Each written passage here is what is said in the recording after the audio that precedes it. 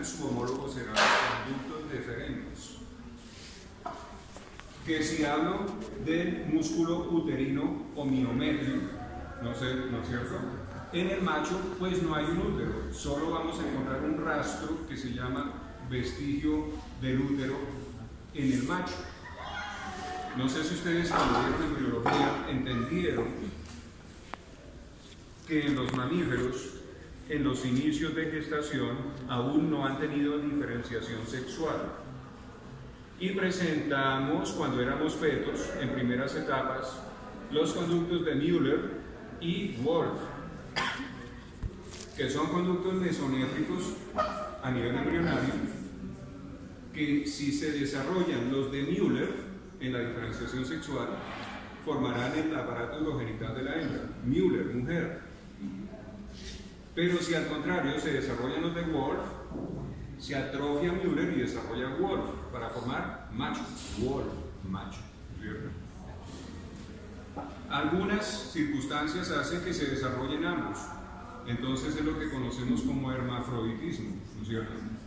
Y aparecerán rasgos de ambos géneros. Bueno, los ovarios.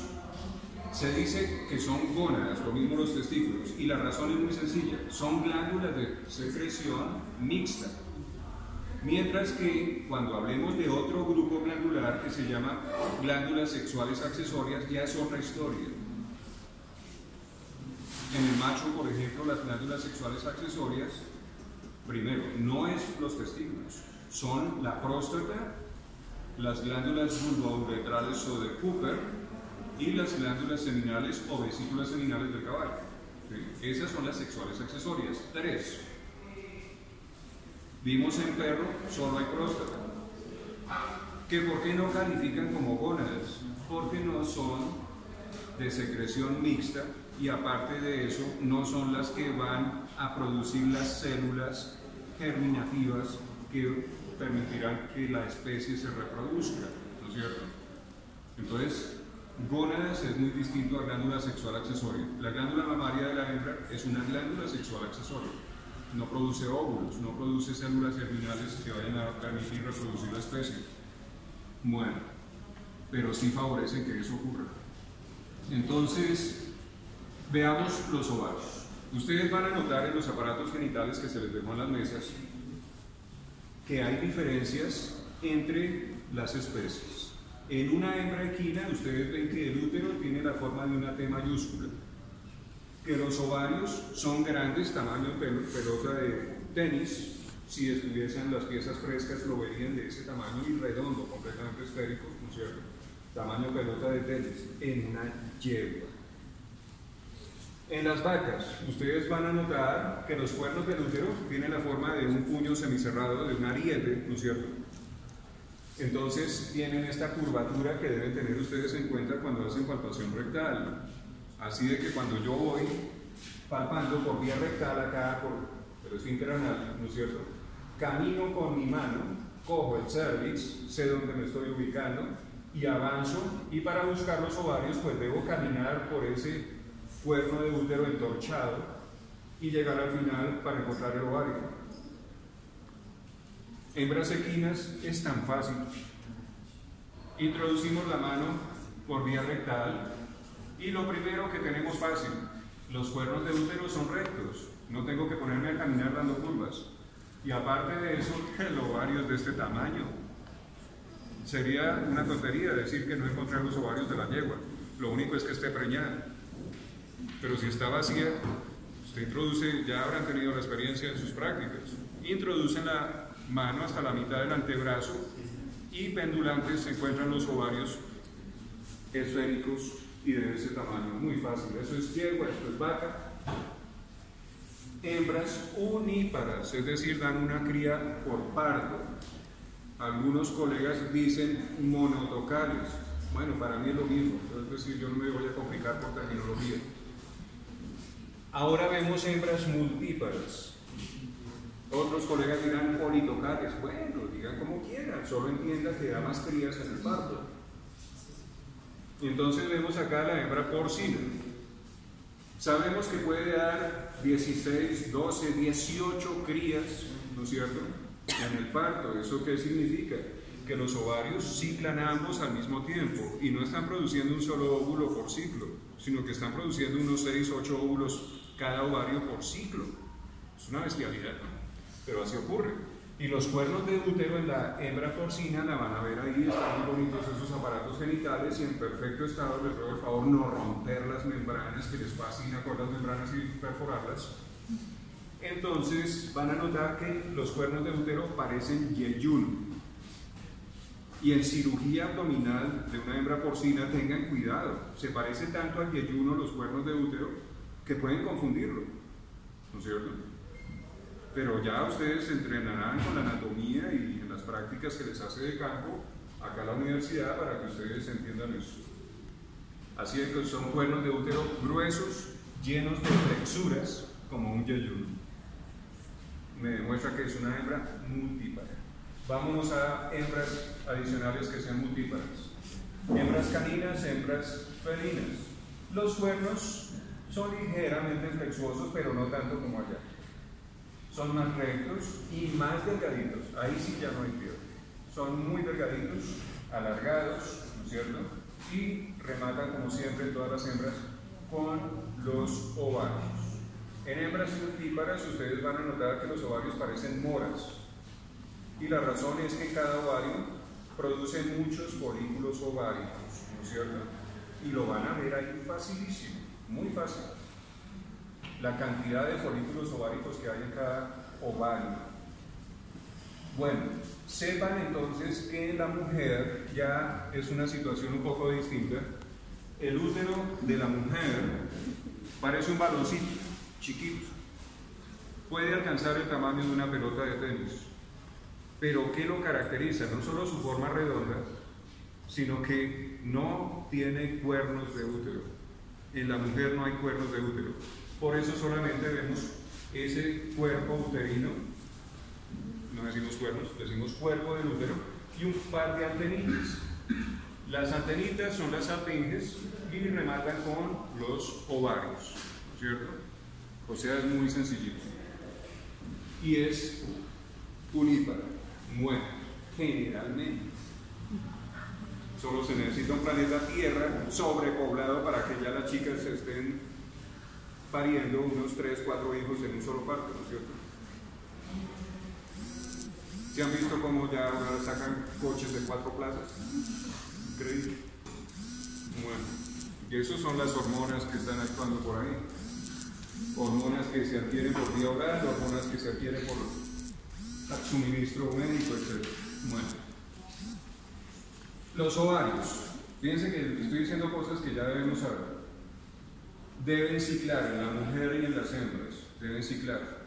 El ciclo ovárico en el promedio de días para todas las hembras del reino animal es 21 días, ese es el promedio del ciclo ovárico. En la mujer es 28 o 29 días. ¿Qué involucra un ciclo ovárico? 3 fases muy distintas y se pueden detectar en los ovarios. La primera fase es la etapa folicular. Resulta que adentro del ovario van a notar ustedes que hay bolsitas llenas de líquido. Esa es la etapa folicular. Cada bolsita es un folículo ovárico y será un futuro óvulo. Los folículos ováricos, hablemos de hembra equina, hembra bovina, hembra caprina, etc. Los folículos ováricos varían su tamaño de acuerdo al estado de maduración que tienen. Apenas se forma el primer folículo dentro del ovario, tiene el tamaño de una pequeña alberja, de una lenteja. A veces se le llama F1 o folículo primario. Con buena práctica, con buena experiencia en palpación rectal, podemos detectar un pequeño relieve en la superficie del ovario y decimos está en F1, está empezando el ciclo ovárico. Esos mismos folículos o ese mismo folículo, dependiendo si es monotocal o folicular, maduran a un segundo estado que es más grande, tamaño garbanzo, y se le llama folículo secundario o F2, y ya es fácilmente palpable por vía rectal Al coger el ovario, usted siente ahí una bolsita llena de líquido en la superficie del ovario, del tamaño de un garbanzo. Ese es un F2. Y coja nuevamente los ovarios más en unos 3-4 días más adelante. Y usted siente mucho más grande, tamaño uva, ¿no es cierto? Dentro del ovario, quiere decir que deformó al ovario. Y ese es un F3 o folículo terciario o del Graf. Eso indica que ya la hembra entra al celo. Qué curioso, en mujer y en las hembras, esos tres folículos, F1, F2, F3, están no solamente produciendo un futuro óvulo, sino que también están produciendo estrógenos. Los estrógenos es una hormona diseñada para favorecer que la hembra sea receptiva al macho. Así de que cuando ella llega a F3 o folículo terciario de Graf, entra en celo. En la mujer, pues obvio, ya intervienen más factores como es la inteligencia, ¿no es cierto?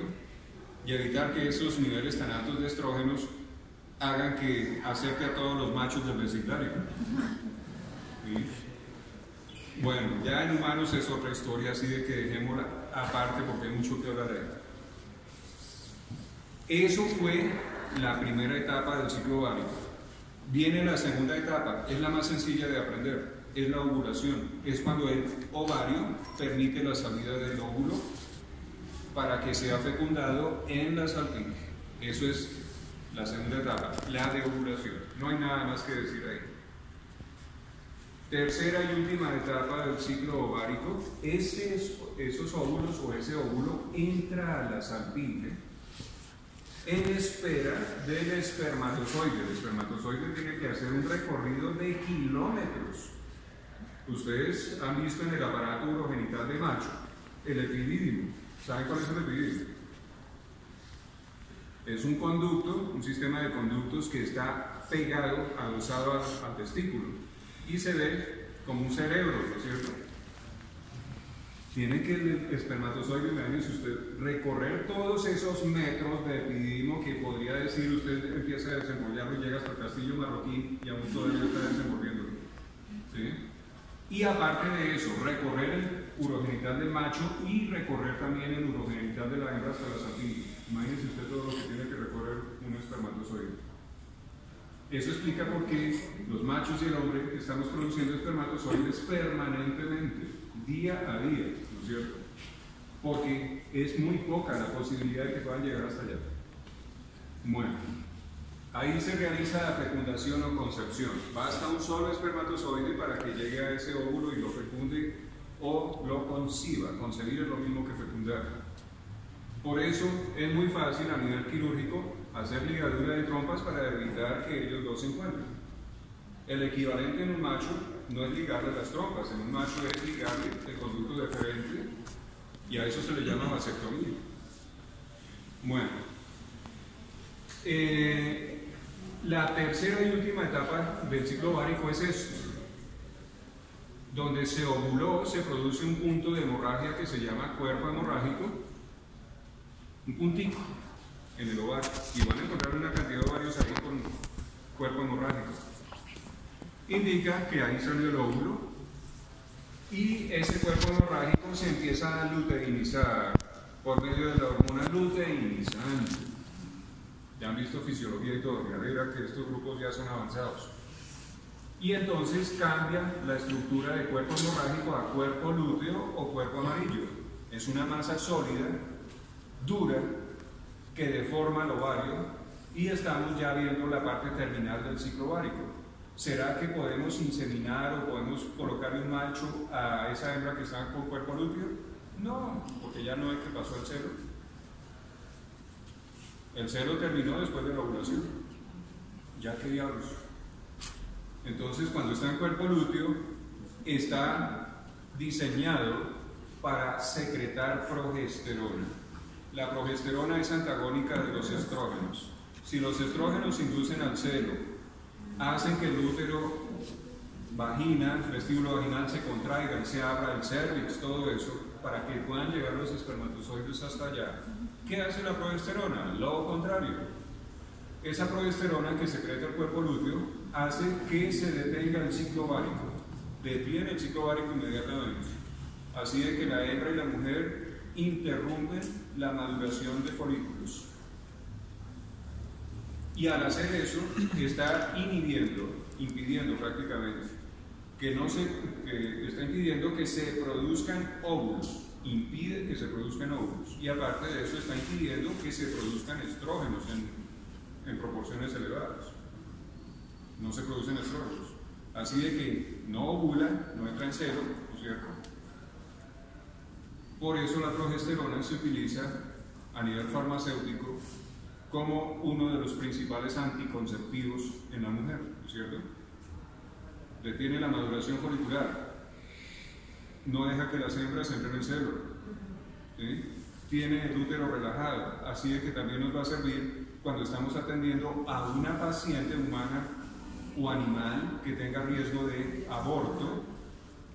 Estamos logrando con ella proteger el embarazo, ¿no es cierto? Bueno, eso es los ovarios. Saben que son grandes esféricos en una yegua y en las demás especies son mucho más pequeños y alargados. ¿Sí? Ahora hablemos del tracto genital. Empieza con la sartínea, sigue con los cuernos de útero, que sabemos que en la mujer no están. Cuernos de útero. El sitio donde se unen los cuernos de útero es el cuerpo del útero. Y llegamos a la parte terminal del útero, que es el cérvix o cuello del útero. En todas las especies que estamos trabajando, el cérvix o cuello del útero simplemente es un cilindro, pero hay dos especies que lo hacen muy particular. El bovino, el cérvix o cuello del útero, van a encontrar, y ahí está en esa caja que está en esa mesa, van a encontrar que el orificio uterino externo, que es este, está empacado por unos 3, 4 hasta 6 anillos formados por la mucosa vaginal, y se les llama el hocico de Tenca o flor radial. Qué triste que le hayan puesto al mayordomo a colocar el nombre, ¿no es cierto? No me parece que sea un nombre adecuado para cuando hablemos a nivel médico profesional. Hocico de Tenca o flor radial, solo en bovinos, no acepto que me lo digan en otras especies. Entonces ustedes ven ahí una serie de anillos envolviendo el orificio uterino externo. Eso es la particularidad de una vaca. En otras especies es muy particular el cérvix, vendrá acá, el cérvix o cuello del útero en la hembra porcina, porque les contaba a los otros estudiantes y ahora les cuento a ustedes, las especies que estamos estudiando, la única que hay eyaculación, cuando hay el momento de la cópula, eyaculación a nivel intrauterino, quiere decir que el aparato copulador del macho, voy a mostrar en este genital, el aparato copulador del macho no eyacula acá como ocurre en humanos o en la mayoría de las especies, en la vagina, sino que atraviesa el cérvix y eyacula aquí en el cuerpo del útero. El que lo hace es el porcino. Entonces van a notar que ese cérvix es largo, hay dos aparatos en perfecto estado de ruedo, por favor me los cuiden, ¿no es cierto? Muy largo, y si ustedes lo palpan con los dedos, lo recorren, van a sentir que tiene la forma de un tornillo, ¿no es cierto? Es entorchado con giros a la izquierda, por eso es levógiro. Si fuera a la derecha sería destrógiro, pero es hacia la izquierda. No sé si ustedes ya conocen los catéteres de inseminación para hembras porcinas. Es un sacacorcho y del diámetro de un dedo, mucho más grueso que este. ¿Sí? Yo soy flaquito. Entonces, tiene la forma de un sacacorcho y usted cuando va a inseminar una hembra porcina, primero que esté en celo. Y segundo, usted utiliza un catéter largo que termina igual que un sacacorcho hacia la izquierda, grueso, y lo atornilla, literalmente, lo atornilla y llega hasta el cuerpo del útero y hace la descarga del semen que usted tenga para inseminar a esa hembra porcina. Entonces son dos cérvix diferentes, el de la vaca y el de la hembra porcina. Los restantes cérvix pues simplemente son cilindros, ¿no es cierto?, que empiezan con el orificio uterino interno y terminan con el orificio uterino externo. Ustedes ven que después del cérvix ya ahí termina el útero y empieza otra parte que no es útero, ya es vagina y vestíbulo vaginal. La separación entre esas dos zonas es el himen o pliegue transverso. La forma del himen o pliegue transverso varía con la especie. Van a notar ustedes acá en la hembra bovina que tiene la forma de una canaleta, mientras que acá en la hembra equina, que van a notar ahí, es un pliegue muy grande y va atravesado de un lado hacia otro. Así de que en todas las especies cambia. El diseño del himen o pliegue transverso no importa si es en forma de canaleta o es atravesado o como ustedes quieran, no sé cómo será la mujer, pero el diseño es para impedir que la orina, en el momento de la micción, que sale, mire, viene la orina de la vejiga, pasa por la uretra de la hembra, que es muy cortica, sale por acá la orina, el himen impide que esa orina haga reflujo a la vagina. La orina no debe pasar por la vagina. Entonces, el himen hace ese trabajo desviando hacia afuera a la orina. Esto es el vestíbulo vaginal. Entonces, de ahí la importancia de que el himen esté con una forma y tamaño adecuado para evitar el reflujo. No sé si ustedes ya vieron reproducción. Bueno, saben entonces que hay dos compuestos que producen esterilidad en la hembra. Son la orina y la sangre, ¿no es cierto? Si la vagina, por patología, ha acumulado orina, a eso se le dice urovagina, pues esa hembra en el momento en que reciba la carga seminal del macho, pues es muy poco probable que quede en preñez. Piensen en una hembra canina, ustedes saben que justo terminando el celo, ¿no es cierto?, presenta un goteo, un sangrado vulvar, minúsculo, son unas goticas, no es más. Si el macho la cubrió, aunque normalmente en ese momento no se debe cubrir, si la cubrió, pues lo mismo, pocas posibilidades hay de que haya quedado en preñez. Bueno, ahora hablemos de pliegues peritoneales. Ustedes vieron que el peritoneo es la membrana serosa que está dentro del abdomen, que la pleura es la membrana serosa que está en el tórax.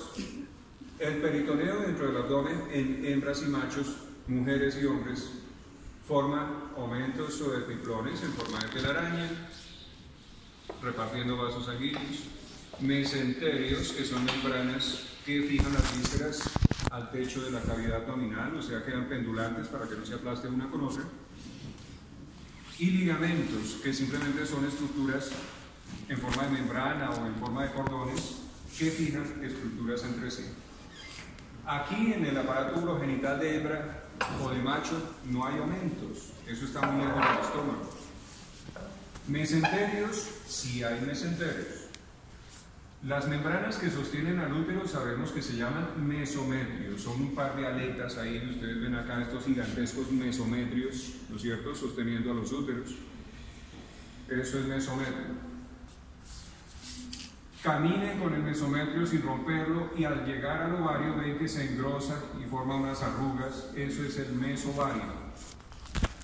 Y notan acá a la salpinge, que también es sostenida por un mesenterio que se llama mesosalpinx, es la membranita que sostiene a la salpinge. Hemos visto entonces que en este tema hay tres mesenterios, mesometrio, mesovario, mesosalpinx. A ellos tres puntos los llamamos ligamento ancho del útero. Ahora, dejemos mesenterios, ya vimos que no hay aumentos, que sí hay tres mesenterios y ahora ¿qué ligamentos habrá? Muy fácil. Esto acá, miren, uniendo al ovario con el cuerno del útero, se llama ligamento propio del ovario. Vemos acá uniendo a los dos cuernos de útero, que siempre le digo a los chinos, abran sus deditos, ven cómo se forma una membrana interdigital acá, ¿no es cierto? En los cuernos de útero ocurre lo mismo. Para evitar que haya desgarro, y más hoy hay preñez, están los ligamentos intercornuales. Las especies que presentan cuernos curvos o de pronto ondulados van a encontrar que pueden mostrarnos dos ligamentos intercornuales, uno dorsal y otro ventral. Pero en cuernos tan sencillos como los de la yegua, pues solo hay uno, un ligamento intercornual. Busquen debajo del mesometrio y está fácil en todos los genitales de porcino, de canino, de todo. Usted levanta acá el mesometrio y va a encontrar por debajo, había dibujado yo un fantasmita acá, ¿no es cierto?, que se llama ligamento redondo del útero. En la mujer y en las hembras ese ligamento no sirve para nada, simplemente es el vestigio del gubernáculo del macho.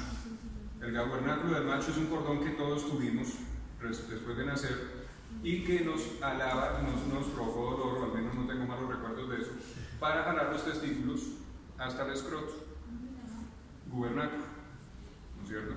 Entonces, cuando nacemos, tenemos los testículos adentro del abdomen y el gubernáculo los va retrayendo hacia el escroto para que finalmente queden alojados en su lugar. Pero en la mujer, como no deben bajar los ovarios, pues queda ahí una lengüetica y la puedo mostrar allá fácilmente cuando sea el momento.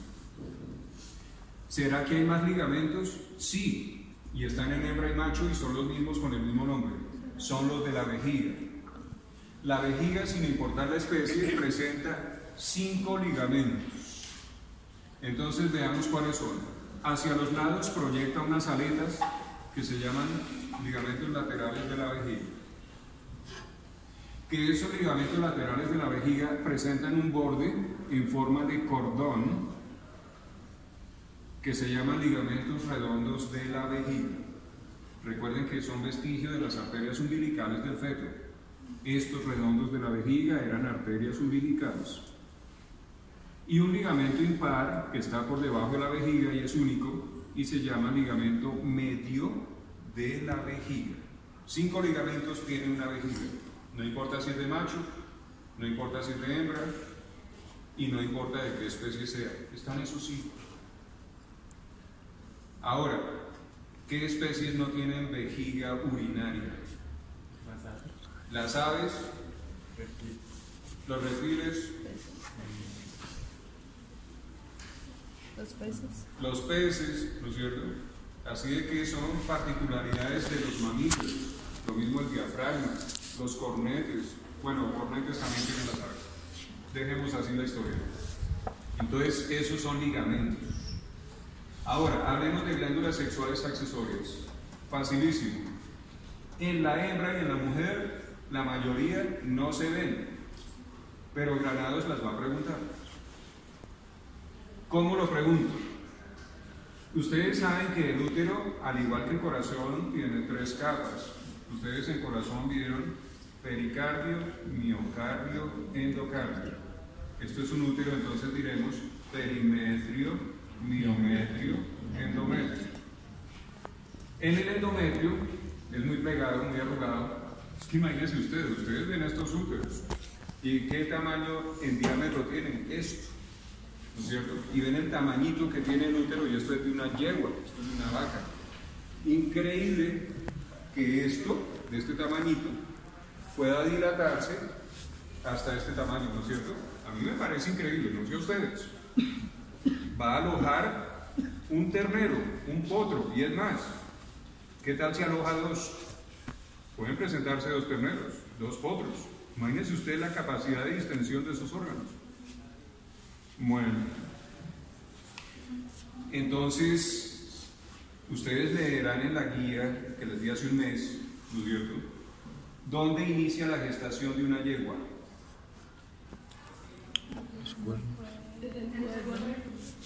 En el cuerpo del útero. Ahí se implanta el óvulo fecundado, ahí se agarra y empieza a desarrollar un embrión y después pasa a feto.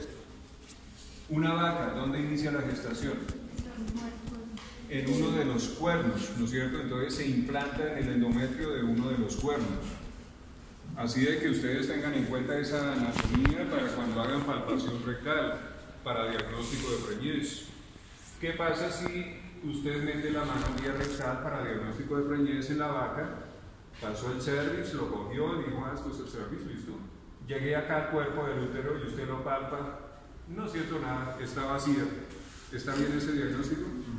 No, olvidó lo más importante, inicia la gestación acá. Y si no palpó usted los cuernos, usted dijo no está preñada y resulta que sí está preñada. En yegua, qué fácil, ¿no es cierto? Paso el cervix, llegué al cuerpo del útero. Es muy fácil. No tiene por qué haber temor cuando tiene que palpar a un equino. Bueno, ese es más fácil. Ahora, en hembras multíparas, ¿dónde se realiza la implantación o inicio de gestación? Entonces usted dice, en todo. Está en el endometrio de los cuernos de ambos, ahí se implantan óvulos, y también en el endometrio del cuerpo del útero. Eso es lo que la faculta para producir tantas crías. Yo les pregunto algo. ¿Cuál embrión, cuál feto o cuáles fetos tendrán mayor oportunidad en la vida? ¿Los fetos B, los fetos C o los fetos A? ¿Quiénes tendrán mayores oportunidades? ¿B, C o A? B. B, y por muchas razones. La primera, fueron los primeros en ser fecundados en la salpinge y se dieron el lujo de que al ser fecundados recorrieron todo esto buscando sitio, todo desocupado, y se dieron el lujo de escoger el sitio más espacioso, ¿no es cierto?, e irrigado. Siempre digo, es como cuando usted anda a un bus desocupado, se da el lujo de escoger el mejor puesto. Y generalmente usted elige el más cercano a la salida, ¿no es cierto? Miren. Así de que serán los primeros en salir en el momento del parto. Eso significa que apenas salen van a buscar los pezones más grandes y productivos de leche. La mamá los consiente porque aún tiene energía. Pero cuando salen los de acá, imagínese usted, primero, tenían el sitio más estrecho para crecer. Eso nos indica por qué van a nacer más pequeños. Segundo, salieron de últimas, es decir, unas horitas después de que salieron los primeros.